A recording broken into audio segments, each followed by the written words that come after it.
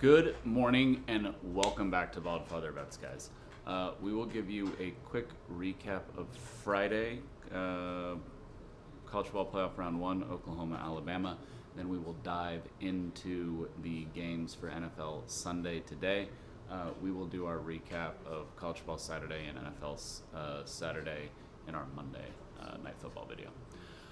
First, though, please make sure you are subscribed to the channel, notifications on, so you know when we post, and also turn your notifications on for community posts just in case. That's where we will do our halftime plays. We don't do many, but for instance, we did one for the Thursday night game between the Rams and the Seahawks. We had the Seahawks -3 for 3 units, and that hit.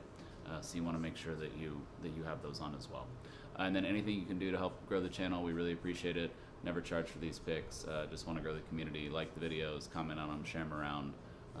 Anything like that really helps us out, and we greatly appreciate it. So Friday night between Oklahoma and Alabama, 3 units lost, 0-3.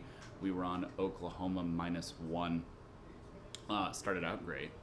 17-0. Oklahoma now becomes the only team to blow a 17-point lead in a college football playoff game. Now they've done it twice. I thought early on, I knew there was going to be a little bit of a bounce back from Alabama, and I thought early on, okay, let's see how Oklahoma weathers this. Even the dropped punt that ended up being a blocked punt, Alabama only gets a field goal out of that, so okay, probably not a big deal. I actually thought the biggest difference maker in that was the 3rd and 3. Where Mateer almost gets sacked and he rolls out and he has a guy wide open downfield, and the guy just drops it. A lot of people are saying Mateer should have taken off and ran because he would have gotten 10 yards. No, he shouldn't have. Mateer made a perfect throw to a guy who was wide open, who, if he catches it, has a chance to walk in for a touchdown. That's the right read. That's the right throw. Guy dropped it. Then obviously the pick six. Bad read, thought it was man coverage, it was zone coverage. Guy was reading his eyes the whole time. Also looked like incorrect route by the wide receiver, so I don't know it looked like Mateer read man, the wide receiver read zones, it's probably an option route, the wide receiver ran a zone beater where he was going to get in behind the corner, and then the safety, he was going to probably be right here. Mateer thought it was man, so he was going to do a comeback route for the first down, and pick six, tie game. Then in the second half, the special teams came back again to bite Oklahoma with the 2 missed field goals by the Lou Groza Award winner, which is what we talked about as well. One of the main reasons we were on Oklahoma. So really the game was flipped from the first time they played. Oklahoma had 18 first downs, Alabama had 12. Oklahoma had 300 some odd yards, Alabama had 200 some odd yards, but Oklahoma had the 1 turnover, which was a pick six, and Oklahoma had horrendous special teams, missed 2 field goals and had the blocked punt. So really it flipped from the first game. Thought Alabama took advantage of those opportunities well, and we will see then in the Rose Bowl, we have a good matchup between Alabama and Indiana. Okay. NFL Sunday, week 17. So we've actually already given you all of these plays, but we will go ahead and run through them, talk about them a little bit. So we're on the Panthers plus the 3.5 for 5 units. You guys are good to take that one down to anything Panthers +3. This game is a toss-up between these two teams. We're going with the team that's getting the +3. Panthers also are notorious this year for losing as a favorite and winning as an underdog. Lost last week as a favorite to the Saints, in a good bounce back spot here to win as an underdog against the Bucs. These two teams will play each other twice this week as well as week 18 to decide who's going to win that division, who's going to go to the playoffs ultimately. We're on the Cowboys -1 for 5 units. Cowboys -2 for 5 units. You guys are good to take that anything up to -3. You should still be able to get 2s and 2.5s out there. It may go to -3. If you put it right before kickoff. A lot of sharp money coming in on the Cowboys. I love the Chargers. You guys know I like that team. I like what they've been doing. I'm still fading those offensive line injuries at this point, and think that Dallas has enough on offense to kind of give the Chargers an issue. The Chargers are one of the best defenses in the NFL, but Dallas is a different animal when it comes to offense and how dynamic they can be. Giants plus 3.5 for 3 units. Taking the team that's getting the 3.5. You guys are good to take it down to 3. Vikings, Giants.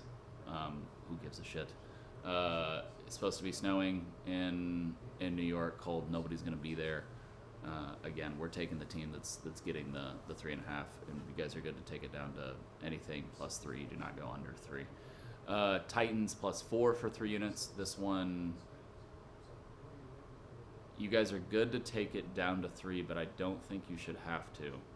I think there's still some 4s out there available for you guys to get. If not, at least 3.5s for you guys to be able to get. Chiefs are sitting everyone. Anyone who has had any sort of injury designation or has been playing semi-injured or anything, they're out for this game. Titans are still trying to build a winning culture, so they're taking these games very seriously. Chiefs are already in move on to next season mode, which I would be too. Can't blame them. Jets plus 5 for 3 units. You guys can get this one at a better number now. I think you can get Jets plus 6, maybe even some 6.5s out there.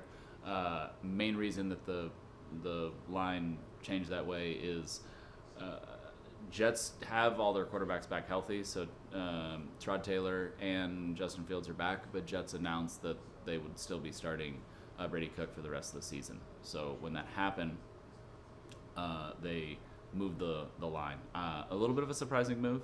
I would have thought Taylor would have played, but quite honestly, there's really not a whole lot of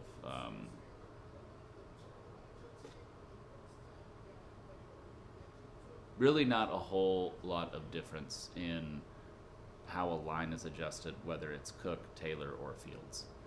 You can have your personal feelings about who's the best option out of those. I personally think it's Taylor, but in terms of a model, power rating, anything like that, no real movement there. We're on the Dolphins plus 2 for 3 units. Excuse me, Dolphins plus 2.5 for 3 units. You guys can get that at a much better number now. You guys should be able to get 4 or 4.5. Again, we gave it out when there was a rumor that Tua was potentially going to be benched, and then he was benched, and so then it went to 4 or 4.5.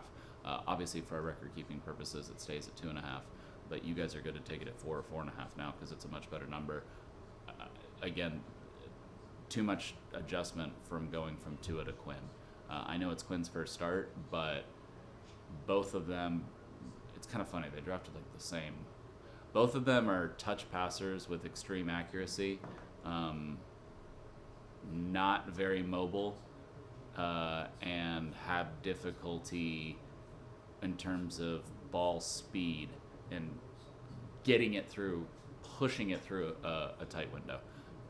They're very similar quarterbacks. There shouldn't be a 2-point adjustment in the two coming in. You also have that galvanization of when a quarterback's making his first start, the rest of the team really wants to win for them because they want to get them that win. Jaguars plus 3.5 for 5 units. Excuse me. Browns plus 3 for 11 units, finishing with the early window. Browns plus 3 for 11 units. Browns plus 11 for 3 units. We are not putting 11 units on the fucking Cleveland Browns. Excuse me. Browns plus 11 for 3 units.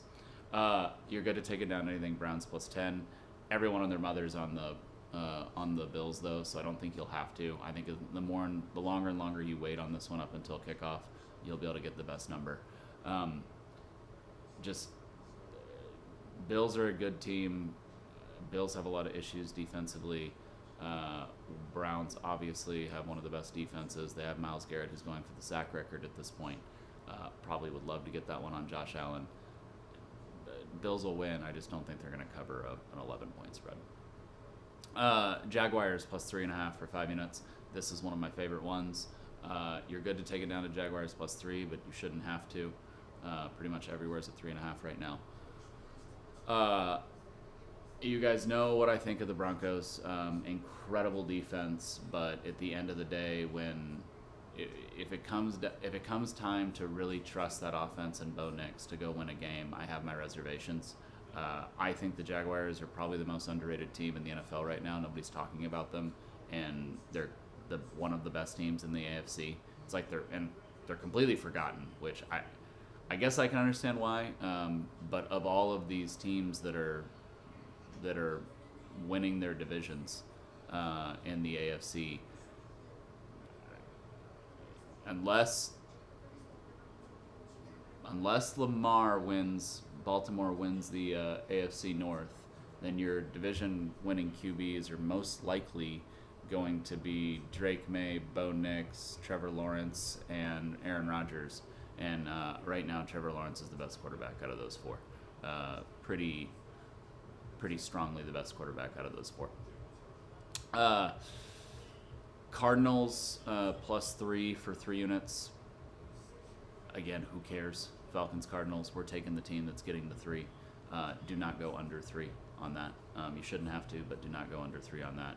If you don't get the 3, just leave it alone. Don't even touch it. Like I said, who gives a shit?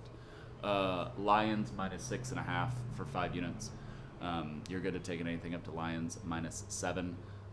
Again, Lions are on a very similar pattern as the Panthers, and Steelers are on this pattern too. Steelers are always on this pattern because they're a perennial 500 team. But Lions are win and cover, lose and don't cover, win and cover, lose and don't cover, or cover, no cover, cover, no cover, cover, no cover. We're on a cover week for the Lions. Lions did not cover last week. We were on the Rams last week. We're on the Lions this week. Minus the 6.5 for 5 units against the Steelers. And Steelers coming off of a big win. It's a perfect time to fade them. Raiders +15 for 3 units. I got nothing, guys. There is no model. It's funny because sharps are losing so much money on the Raiders every single week because these lines are juiced so hard to the other team. There's no model that thinks that the Raiders are actually this bad, but they may actually be this bad. So do what you will with that.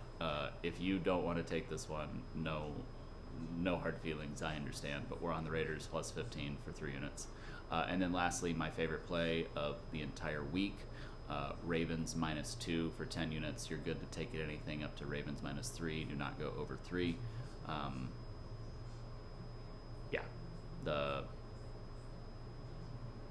Fading the Patriots here in this spot. I know people are like, well, Vrabel won't lose 2 in a row, all that stuff. The Ravens defense played a little bit better against the Bengals, shut them out. I understand that it's this year's Bengals team. It's still Joe Burrow and the Bengals, and they scored 0 points. Lamar looked a little bit crisper. The Ravens have to have this. They have to have this game. It's Sunday Night Football. It's at home. That's probably the most underrated home field advantage in the NFL. I like the Ravens here to put on a display. I'm not saying they're going to blow the Patriots out. I think they're going to win pretty convincingly, though. Okay, thank you guys very much. Appreciate it. Appreciate all your support on the channel. Let's have ourselves a day. Enjoy the NFL Sunday slate, and we'll be back at you again tomorrow for Monday Night Football.